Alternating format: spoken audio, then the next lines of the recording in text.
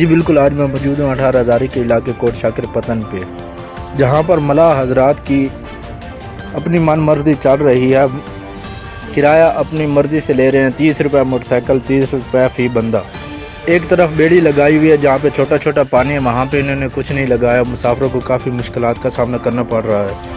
جب یہ مسافر موٹر سائیکل اپنا یہاں پانی میں لے کے آتے ہیں تو ان کا موٹر سائیکل سلنسر میں پانی چلا جاتا ہے، جس کے موٹر سائیکل خراب ہونے کا خدشہ ہوتا ہے۔ کافی سارے لوگوں کے موٹر سائیکل خراب ہو چکے ہیں۔